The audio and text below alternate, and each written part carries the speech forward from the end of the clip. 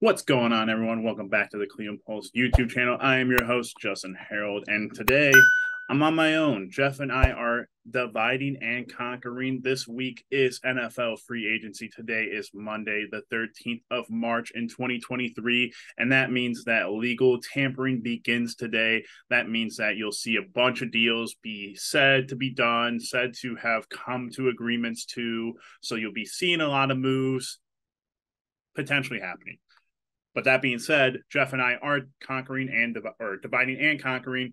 I'm bringing you guys some D-line free agency projections, guys that I like. I only picked three out. I don't want to get too into it because with a lot of this, it is just a lot of guessing. Who's the hot hand? Who's the hot name as of right now? Who hasn't signed a contract? Who hasn't, gone out and done some things to secure guys already. So with that all being said, I just really quickly want to take us over to Sport Track really quickly. I know this is something that typically Jeff likes to hit on really quickly, but as you can see over here, I do have the spending that we have for our team. Over here, you can see the offense, defense, the special teams, how many players we got going on, how many cap dollars have been spent into that specific group, what the percentage of the cap is, and the ranking in the NFL. And as you can see here, obviously our offense, which has a lot of high-profile players on it, is number one in the NFL for cap dollars, percentage of cap, and players. But the defense, if you look down here, you go from the number one ranked in terms of how much you're paying your offense to rank 21, the worst of the three between offense, defense, and special teams. So we got to do some spending there. But like I said, I picked three guys' names out. They're all different in some way. The order we're going to go in is from bottom dollar guy to top dollar guy. And the reason I do it like bottom to top is because of likelihood. We don't have a lot of money as of right now. John Johnson III was cut.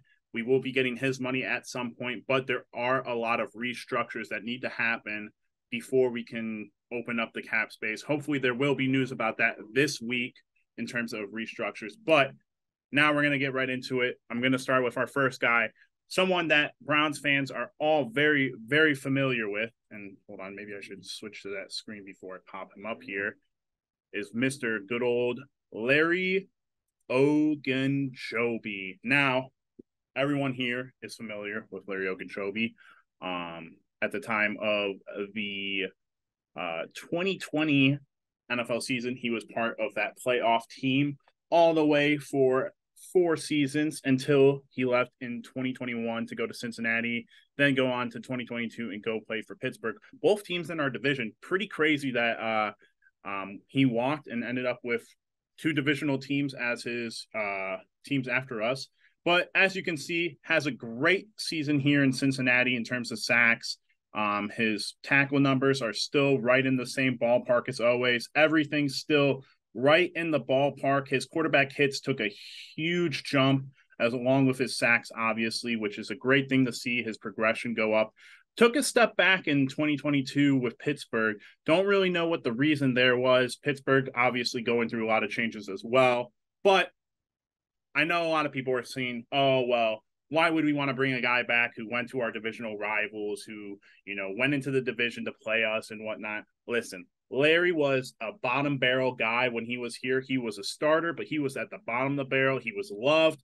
He worked hard. He did everything that was needed of him, and he played well with Miles. It was hard to see him go. That was the season we had to bring in a bunch of old veterans, and didn't work out as well without Larry. Hopefully we can bring him back. I'd love to bring him back. His energy was great. His motor was great. He did everything that was asked of him. And maybe he just didn't fit in the Joe Woods system, just like a lot of players didn't. So maybe we could get a little bit of a reunion there. But that's going to be your small contract guy. That's going to be your guy that you can get for probably you might give him a little bit more than he deserves after the Pittsburgh season, but still enough money, and we know his work. We can live with what he's going to do. Now we're going to move on to the next guy, Tremonte Jones. Now, I'm just going to be straight up honest here. Tremont went to St. Ignatius. I went to St. Ed's.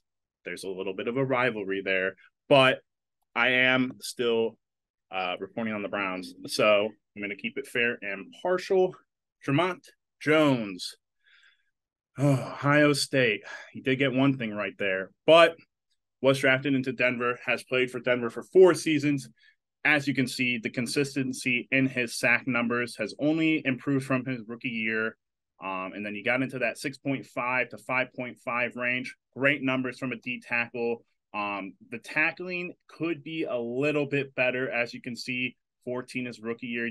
He didn't start a lot of games, obviously, but he bumps it up to 41, goes back down to 31, then has his best season.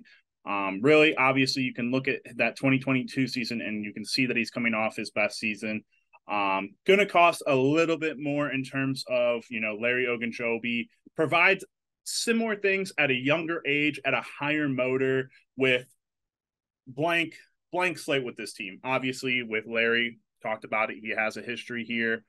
We know what he can do, what he can provide. And it's not to say that Larry can't be brought in as a third option guy. However, I don't think that's what he's looking for. But if the market leaves him to dry, maybe he comes in as a backup guy instead of a starter. But that's what you get in Tremonte Jones. You just get a for sure starter. Kid's electric, going to do great things along miles. Hopefully he brings some of those younger Pierron Winfrey guys. Hopefully he can maybe, being a little bit closer in age than Miles with this guy. Hopefully, you can get them in the locker room together and get them all to buy into the same philosophy as one does. But the thing that I like about Jones is that this is the thing about D tackles, and I can appreciate this. He doesn't get a lot of credit for his work. His work on double teams, his work on gap protection, stellar work for a young player. He can get better. Obviously, the tackling's not there yet. He has had problems with missed tackling, but it's not a huge problem. Obviously, when you're getting banged up by 2 offensive linemen at once and you're reaching with one arm, trying to grab with one arm, you're not getting a lot of tackles there. However, you do get counted with a missed tackle if your hand touches the player with the ball. So keep that in mind when you look at stats. And if you're like, oh, well, he didn't do so well in this area, things happen. There are nuances to this, but I would put if I was of any free agent in terms of fit, price, and what they bring to the table, Jones is the full package. He's not going to cost you the top dollar of a D tackle. He's young. He shows flashes. He has great consistency in the parts of his game that matter. There are areas he needs to work around, but he's that middle of the pack guy between a Larry Ogunjobi and my next guy, who everyone knows who the next guy is. I'm going to get there, and it's going to be no surprise who it is. But Jones sits in the middle of these 2 guys specifically. I would go this direction. Don't know what a contract looks for a good young D tackle right now. Obviously, he's not getting Aaron Donald numbers. Obviously, he's not going to get the next guy's numbers, but he's going to be a little pricier than a Larry Ogunjobi. But moving on from there, we're going on to the surefire, the new DC's obvious. He's coming from Philadelphia. We need to, hopefully he can bring one of his guys over, Javon Hargrave. Now, if you guys have watched the Super Bowl, you know that this man, I shouldn't say that Super Bowl, but if you watch the Eagles season, you watch the playoffs, and you watch going into that first half of the Super Bowl, Javon Hargrave has a thing for getting to the quarterback as a defensive lineman. Now, he does move a little bit. That Philadelphia defense, as we know with Schwartz, that we're getting over with us now, they did a lot of stunting. And stunts are one of my favorite things as a former defensive tackle in high school. And someone who loves to study the game, stunting is one of my favorite things as a D lineman, not just as a DN, not just as a D tackle. If you look at it from the outside perspective of linebackers, the gap integrity, the gap assignments, all those things are within the D-line's control and that front 7. Stunting involves all front 7 members. Never have I, outside of blitzes, heard of stunts including anything outside of the front 7. But going back, as we all know, Hargrave gets to the quarterback.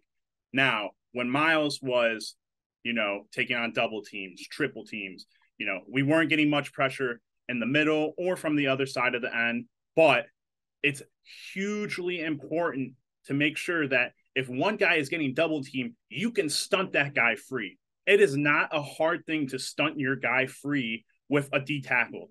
There are tons of different ways to do it. It's hard to get right into it out of board and to write it down and show you guys on a clipboard or on a whiteboard or anything, but it's very easy to get Miles free. That's what we're going to be looking for with this D tackle, is someone who pairs up with Miles in a way that the D ends of our past have, the Jadeveon Clowneys, the Tack McKinleys, the Olivier Vernons. There are a lot of guys who helped Miles, do what he's done and get to where he is. Miles has a step above. We are waiting for Miles to get to that Defensive Player of the Year candidacy and to win that award, but he needs help. And Javon Hargrave, this guy is going to cost you all the money in the world. He's going to be a big contract guy. He's an older guy, just got to the Super Bowl. He's hungry to win the Super Bowl. Obviously, he's came to Philly in the idea of coming to get one. Leaves, or Jim Schwartz leaves. Hopefully Jim Schwartz can bring Hargrave with us with a little bit of money fluctuation with, bringing him into the situation and telling him, hey, this is what you're going to do. This is what you can get with us. Maybe Schwartz can be a little bit of help in the front office there. But going back to Hargrave's game, 11 sacks. That's some Aaron Donald type numbers in terms of sacks from a D tackle. Quarterback hits, as we saw with Larry Ogunjobi, that's a very good number to have right here. Look at the stats. The stats speak for it all. Honestly, you look at the sacks, 11 sacks. I told you that they stunt there. We brought Schwartz over. You're gonna see stunts here.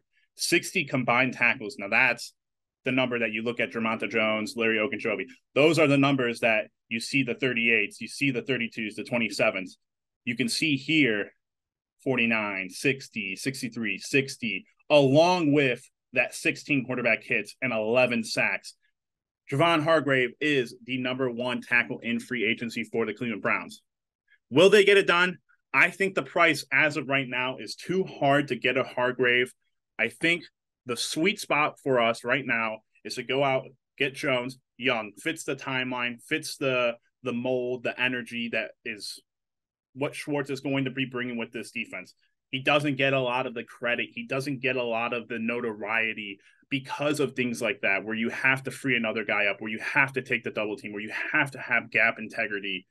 A lot of that is what this D tackle position is. And I know it's not the flashiest. I know it's not the coolest thing to get into, to try to talk to try to watch, to try and see, to understand. But as someone who played the position, I'm very much interested to see who we go out there and get, who we're able to obtain, what their strengths are, what the press conference is about them, how they're going to be talked about from the defensive coordinator's position, from Kevin Stefanski's position, from Andrew Berry's position. This is going to be one of your first, I'm going to say 2 to 3 signings. It has to be, it needs to be. Your defensive line is one of your weakest positions. You need to go out there. You need to fill the holes that you created. I'm going with Tremonte Jones. I'm going to say Andrew Berry's been very interesting with how he does contract deals. I'm going to say 3 years. 3 years, 40. No. I'm just going to say 3-year contract. The money aspect for me is where it gets hard to really calculate, but I'm going to say a 3-year deal for Tremonte Jones, and he will be a new Cleveland Brown, hopefully, again, if you guys made it through this video, obviously these are all just my predictions. These guys who I think are your best options for Cleveland Browns fans for different reasons. But if you guys did make it through this video, thank you so much. Please make sure you are liking, subscribing, hitting the bell notification, leaving us comments. Tell us who you think we should go out and target in free agency in terms of the D-line. What do you like about Hargrave? What do you like about Jones? What do you like about Mr. Ogunjobi, who used to be a Cleveland Brown himself? Is it time for a reunion? Maybe so. Well, guys, if you guys enjoyed, make sure you like, subscribe, and we'll see you in the next one. Peace.